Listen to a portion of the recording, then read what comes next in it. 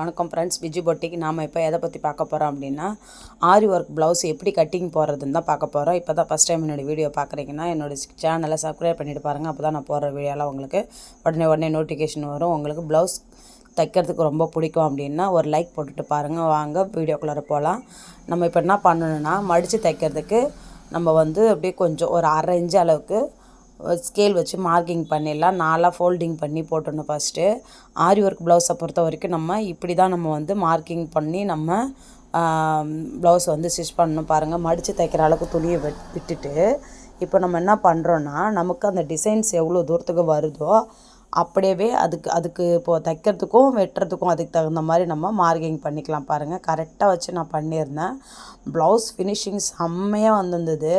இது கட்டிங்கு. அடுத்தது உங்களுக்கு நெக்ஸ்ட் வீடியோவும் என்னுடைய ஸ்டிச்சிங் வீடியோவும் நான் எடுத்திருக்கேன். அதுவுமே உங்களுக்கு அப்லோட் பண்ணுறேன். அதாவது பார்ட் 2ல் வரும். பாருங்கள், செம்மையாக வந்திருந்தது. எனக்கு ரொம்ப பிடிச்சிருந்தது. நான் இது என்னுடைய கட்டிங் ஸ்டைலே கிடையாது.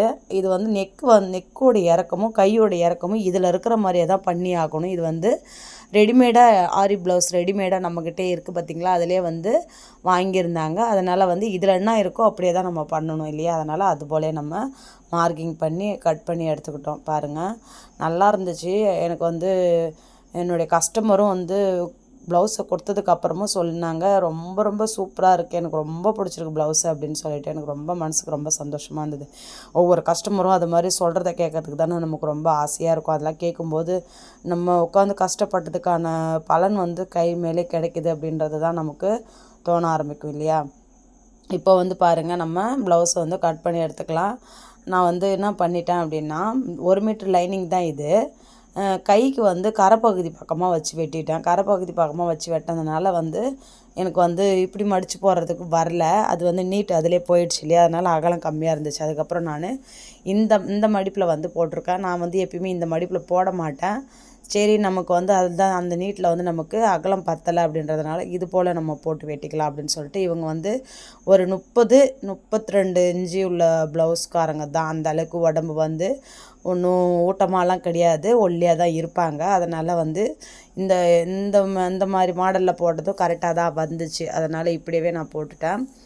பாருங்கள், நான் பேக்குக்கு என்னவோ அதை நான் மார்க்கிங் பண்ணிக்கிறேன். அப்படியே மார்க்கிங் பண்ணி எடுத்துகிட்டு நான் அதுக்கு தகுந்த மாதிரி ஃப்ரண்ட்டு பீஸுமே நம்ம மார்க்கிங் பண்ணி எடுத்துக்கலாம். பாருங்கள், ரொம்ப ரொம்ப ஈஸியாக தான் இருந்துச்சு. இது நம்ம எப்பயுமே மார்க்கிங் பண்ணுற மாதிரி மார்க்கிங் பண்ணிவிட்டு நெக்குக்கு நம்ம மார்க்கிங் பண்ணக்கூடாது. அதே போல் நெக்கை கட் பண்ணி எடுக்கக்கூடாது. அதாவது பேக் நெக்கை நம்ம கட் பண்ணி எடுக்கக்கூடாது.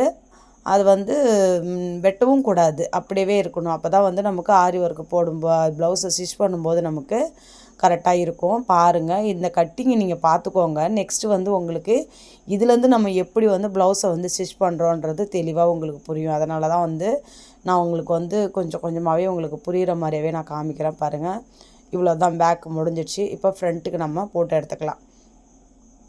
அப்படியே அது மேலே வச்சு நான் இருந்த துணியை அப்படியே கட் பண்ணி எடுத்துகிட்டு தான் நான் ஃப்ரண்ட்டுக்கு கட் பண்ணி எடுப்பேன். இதில் துணி இந்த மாதிரி இருந்ததுனால இது மாதிரி மெத்தடில் நான் கட் பண்ணுறேன். ஆனால் நான் இது போல் கட் பண்ண மாட்டேன். நமக்கு துணி எங்கெங்கெல்லாம் கரெக்டாக கிடைக்குதோ அதுக்கு தகுந்த மாதிரி நம்ம போட்டு எடுத்துக்கிட்டோம். இப்போ பாருங்கள், நம்ம எப்பயும் கட் பண்ணுற மாதிரி இப்போது கட் பண்ணி எடுத்துக்க வேண்டியது தான். இப்போ பேக் கீழே போட்டாச்சு, ஃப்ரண்ட் மேலே போட்டாச்சு.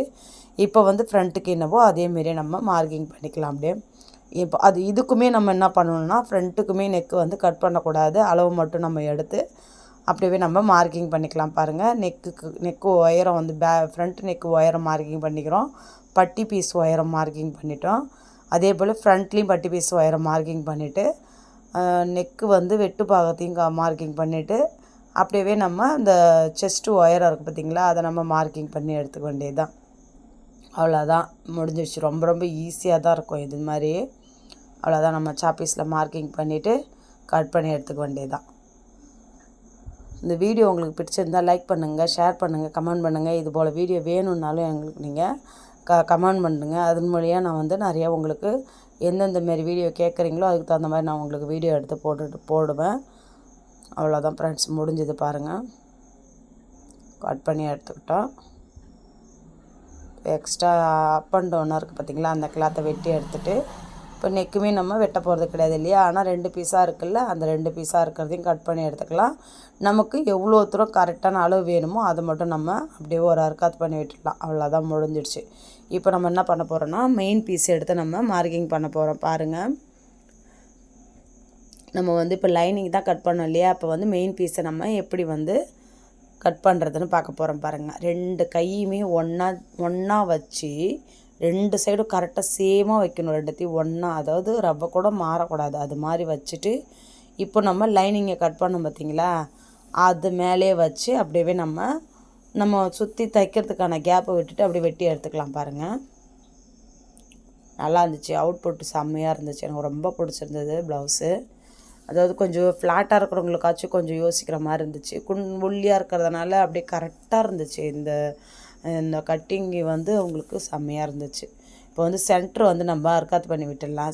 அர்க்காத் பண்ணி விட்டுட்டு அதுக்கு தகுந்த மாதிரி சென்ட்ரு காட்டி வச்சுட்டு நம்ம இப்போ கட் பண்ணி எடுக்க போகிறோம் கையை.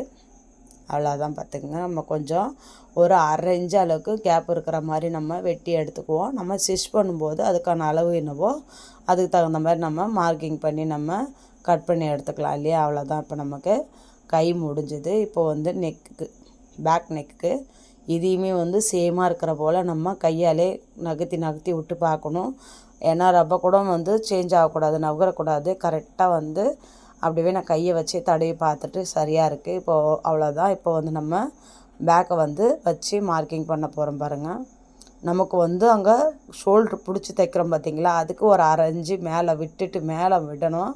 விட்டுட்டு தான் நீங்கள் மார்க்கிங் பண்ணி நீங்கள் கட் பண்ணணும். இப்போ வந்து ஒரு சின்னதாக ஒரு டிப்ஸ் இருக்குது பாருங்கள். என்ன பண்ணணுன்னா, இப்போ நம்ம கட் பண்ணுறோம் பார்த்திங்களா, இதில் வந்து ஆம்கோல் சைடில் வந்து நம்ம ஒரு இன்ச்சு அளவுக்கு துணி நிறையா விட்டுட்டு தான் நம்ம கட் பண்ணணும். இது ஏன் அது போல் பண்ணுறோம் அப்படின்னா, நெக்கு வந்து சப்போஸ் வந்து கொஞ்சம் அகலம் காட்டி அவங்க ஆரி ஒர்க் போட்டிருக்காங்க அப்படின்னா நமக்கு என்ன வரும்னா, ப்ளவுஸில் வந்து நமக்கு கொஞ்சம் நம்மளுடைய நெக்குடைய ஹைட்டும் சேர்ந்து அவங்களுடைய போட்டிருந்ததுக்கும் அதுக்கும் மேட்ச் ஆகாது. அப்போது வந்து நம்ம என்ன பண்ணணும் அப்படின்னா, சென்டர் பார்த்து ஒரு டாட் மாதிரி நீட்டுக்கும் பிடிச்சிட்டு வந்துட்டு அதுக்கப்புறம் நம்ம என்ன பண்ணணும், ஸ்டிச் பண்ணாக்கா சரியாக இருக்கும். அப்போ சென்டரில் நம்ம டாட் மாதிரி நம்ம நீட்டாக பிடிச்சிட்டு வரணும் போது நெக்கு வந்து சுருக ஆரம்பிக்கும். அப்போ எக்ஸ்ட்ரா வந்து சைடில் வந்து துணி இருந்தால் தான் நமக்கு கரெக்டாக இருக்கும். அதனால் எப்பயுமே இது போல் வந்து நெக்கு வந்து என்ன பண்ணுறீங்கன்னா, ஆம்கோல் சைடில் ஒரு இன்ச்சு இல்லை 1.5 இன்ச்சு அளவுக்கு நீங்கள் எக்ஸ்ட்ரா விட்டுட்டு தான் நீங்கள் வெட்டணும். துணி நிறையா விட்டுட்டு நீங்கள் வெட்டிட்டு கூட தைச்சதுக்கப்புறம் கூட வெட்டி நீங்கள் கீழே போட்டுடலாம். ஆனால் நீங்கள் வெட்டும்போது வந்து கரெக்டான அளவு வெட்டக்கூடாது. எப்பயுமே வந்து கொஞ்சம் எக்ஸஸாகவே இருக்கிற மாதிரி தான் வெட்டி நீங்கள் தைக்கணும். இது போல் வந்து வெட்டி தைச்சி பாருங்கள், கரெக்டாக வரும் உங்களுக்கு. அவ்வளோதான், பாருங்கள், முடிஞ்சிடுச்சு. இப்போ வந்து பட்டி துணிக்கு விட்டால் தான் கிடச்சிது. அப்படியே ஜாயின் பண்ணிக்கலாம் அப்படின்ட்டு இதில் வந்து ஒரு பட்டி துணி வந்து இதில் கிடச்சிடுச்சு. இன்னொரு பட்டி துணி தான் வந்து 2ஆக ஜாயின் பண்ணி நம்ம அதுக்கு தகுந்த மாதிரி அணைச்சிக்க வேண்டியது தான். அவ்வளோதான் ஃப்ரெண்ட்ஸ், வீடியோ வந்து ரொம்ப வந்து எண்டுக்கு வந்தாச்சு. இது போல் வந்து உங்களுக்கு நீங்களும் கட்டிங் போட்டு பார்த்துட்டு நீங்களும் உங்களுக்கு இது ஈஸியாக இருக்கா அப்படின்ட்டு எனக்கு நீங்கள் கமெண்ட் பண்ணுங்கள். ஆரி ப்ளவுஸ் கட் பண்ணுறது மட்டும் ரொம்ப கஷ்டம்லாம் கிடையாது, ரொம்ப ஈஸி தான். புரிஞ்சிக்கிற விதத்தில் நம்ம புரிஞ்சிக்கிட்டோம் அப்படின்னாலுமே ரொம்பவே ஈஸி தான். நீங்களும் கட் பண்ணி பார்த்துட்டு எனக்கு நீங்கள் கமெண்ட் பண்ணுங்கள். இந்த வீடியோ பிடிச்சிருக்கா லைக் பண்ணுங்கள், ஷேர் பண்ணுங்கள், கமெண்ட் பண்ணுங்கள். Bye friends.